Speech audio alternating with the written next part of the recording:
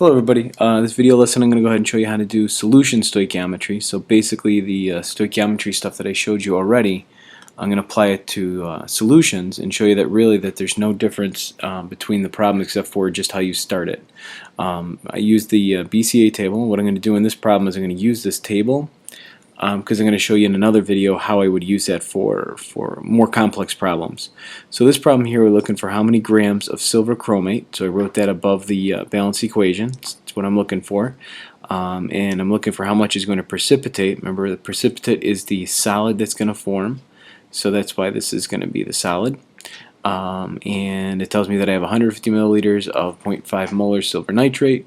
Remember that I told you in class that when you see this phrase right here, volume of a molar solution, that this is a way to find the moles, because we're going to multiply that volume and we're going to multiply it by moles over volume.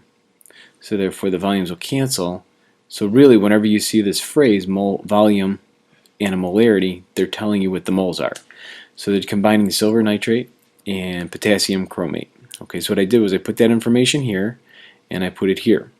So the first thing I'm going to do is, since I have two reactants and I have the materials for those two reactants, I have to figure out which one will run out first, which one will be my limiting reactant. So first thing to do is get rid of the measurements, get rid of the volume and the molarity, and convert these to moles. Anywhere you see volume and molarity, you're going to convert to moles. So moles of silver nitrate. So I'm going to figure out right here, and to do that I'm just going to take that 0.150 liters. I'm making the conversion from milliliters to liters here. I'm going to multiply that by the molarity, which is 0.500 moles per liter.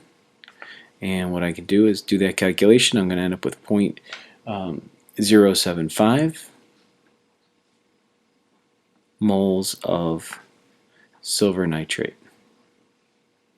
Okay, so that's my starting number of moles, 0.0750 moles. Do the same thing for my potassium chromate. Okay, so put that here, 0.0400 moles. Okay, this is 0, this is 0. My change is minus 2x minus x, based on the coefficients, don't forget, based on the change in the reaction, plus x here, and plus 2x right here. Okay, so I'm going to figure out my limiting reactant. So limiting reactant is going to go down here. So we got to figure out which one runs out first. Well, if I look at the moles of silver nitrate versus the moles of potassium chromate, you can clearly see that I have less of the potassium chromate. But don't forget that I use more of the silver nitrate in the solution. So you can't just say that the smaller one runs out, because you have to look at both B and C to figure out limiting reactant, how much we have and how much gets used in the reaction. So if I look at this, obviously there's a 2 change here, right? This is going to change twice as fast as the potassium chromate. So it looks like I don't have enough of the silver nitrate, and it looks like that's probably going to run out because it looks like I need about twice as much. So my hunch is silver nitrate is going to run out. So I'm going to start with the silver nitrate, 0.0750 moles, and I always convert to what I think is the excess reactant. Okay, so I'm going to convert to the moles of potassium chromate. Okay, so I start with silver nitrate, just a 2-to-1 ratio, moles of silver nitrate on the bottom, moles of potassium chromate on the top, and it would be a 1-to-2 ratio.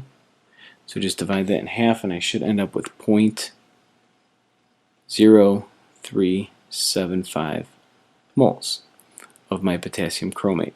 Now remember, what this means is this is how much potassium chromate that I need to have. Okay, I need at minimum, I need this amount to react with 0.075 moles of silver nitrate. Well, if I compare that up here to what I actually have, I clearly have way more than I need. So by default, this has to be my limiting reactant. And there you go. There's your limiting reactant. Now, notice what happened here. Once I converted these to moles, right? This is the same thing we did in the previous stoichiometry. Nothing new. So don't let this throw you off. Just get everything back to the moles and follow the same pattern each and every time. So now I know what my limiting reactant is. I'm going to use that to find my mass of silver chromate, the solid. Okay, so to do that, I take my 0.075 moles of potassium chromate, or sorry, silver nitrate, because that's my limiting reactant. And I'm going to convert that from silver nitrate to the moles of silver chromate. It would be a 2-to-1 ratio again, so it's going to follow the same pattern we saw here. A 2 on the bottom and a 1 on the top. And it's going to finish off with the mass conversion using molar mass. Silver chromate. Grams of silver chromate here. And that number is 331.74